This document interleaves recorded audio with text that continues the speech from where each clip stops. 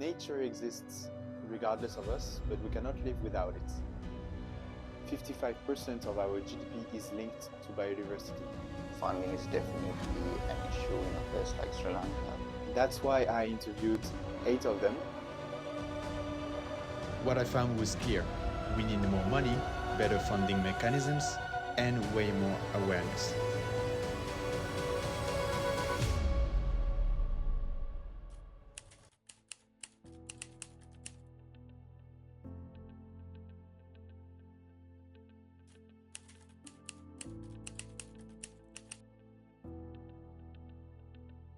Love to live in a world where we protect nature simply for what it is.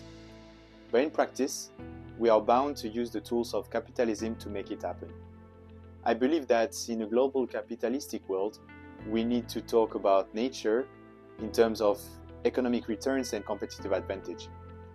It may be ethically questionable, but in my view, it could be the only way. Nature exists regardless of us, but we cannot live without it. We need to prove its services even more in a language that people understand, meaning money. All over the world, people are trying to restore and protect nature, and one approach keeps coming up: carbon credits. They've been praised, questioned, and criticized, sometimes fairly, sometimes not.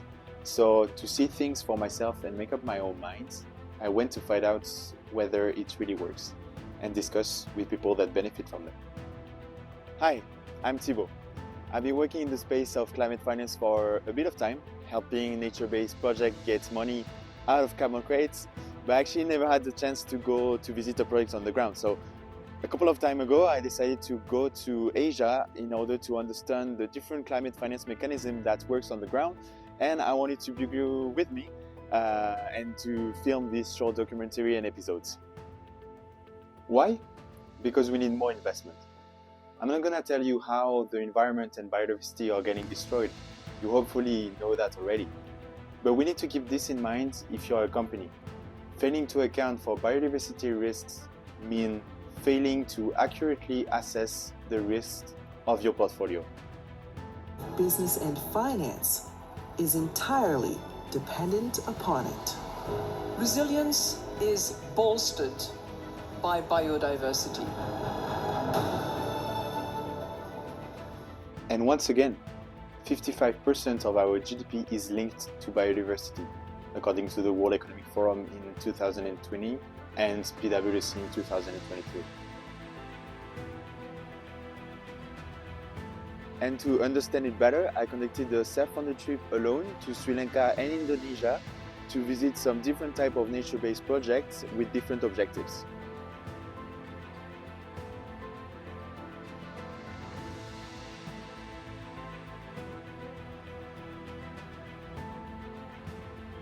I had the chance of visiting different type of projects, coral transportation sites or coral conservation with teams working on the water, then terrestrial forest, going through coffee plantations with farmers, then also visiting some different mangrove programs such as in Chilau in Sri Lanka or West Java in Indonesia.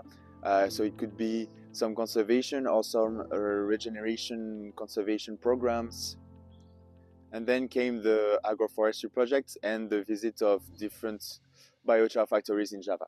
So it was a mix of everything, a mix of really beautiful and amazing projects, all in different regions. What are the goals of this trip?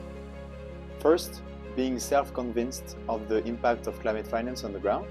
Second, learn and show about 10 climate financing mechanisms that you can use yourself if you are a product developer, or that you can develop and finance if you are an entity looking to have an impact in whichever way that you can see here. There are of course other examples, but I had to focus on these. And it's always better to discuss climate finance directly with the people involved. That's why I interviewed 8 of them, because any effective solution must come from those who know their land and communities. They shared their stories with me, and I'm not gonna lie, I witnessed a few striking things. Places where CSR funds ended up directly in the chief's pockets, instances of corruption, and projects where carbon numbers were so overambitious they felt really unreal. sometimes with companies fully aware actually. Of course, these cases exist, but there are also other types of funding that are having a real impact, and I was also doubtful, but now I want to prove it to you. And I know that there are so many professionals that are actively working in the space to overcome those obstacles. Why Indonesia and Sri Lanka? Well, first, because those countries are amazing future-wise, people-wise, but also biodiversity-wise, and the potential is huge for ecosystem regeneration. With all the NGO and product developer I went with, it was just amazing.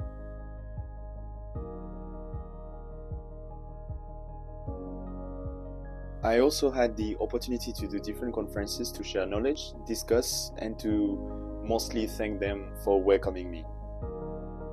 I also went there because of all the threats these countries are facing. Take Indonesia, for example.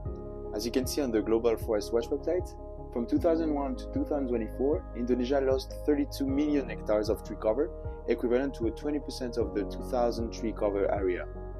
And it's linked to different factors, including fires. Indeed, from the same date, so 2001 to 2024, Indonesia lost almost 3 million hectares of tree cover from fires and 29 million hectares from all the drivers of loss, 30% of all tree cover loss for 2016, for instance. And you can see many of those fires on your way to visit some projects. And it's the same story in many countries around the world. To protect forests from deforestation, restore them after wildfires, bring back mangroves after tsunamis, or help local communities avoid selling their land to mining or palm oil company by practicing agroforestry, you need money. And as we will see, the money can come from different sources of funding. But is it enough given what needs to be done and the reality of the funding? You can probably guess, but not really.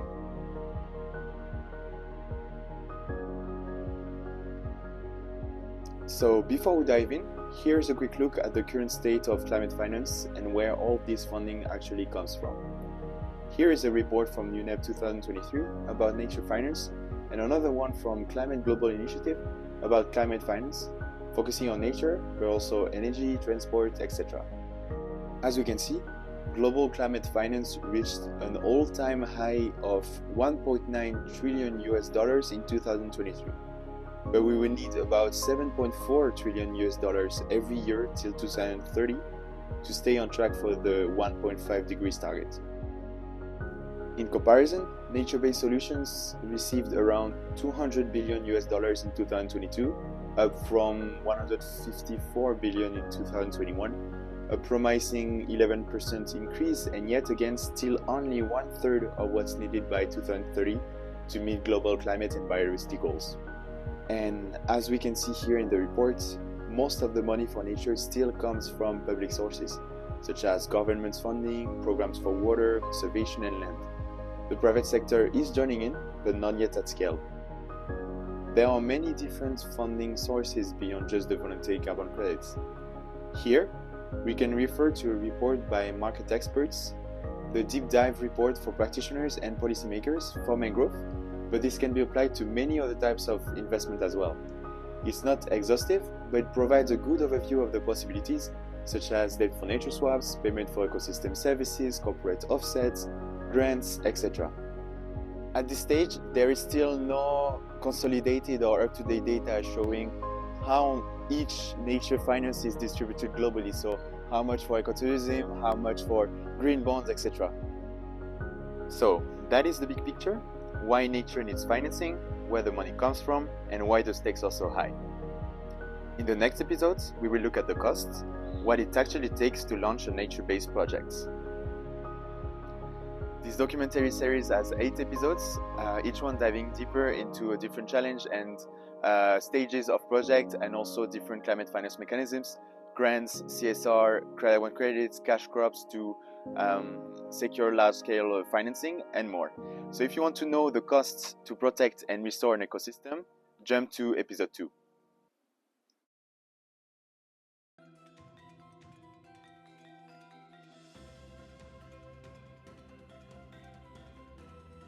Many farmers are concerned about when they will actually start earning money.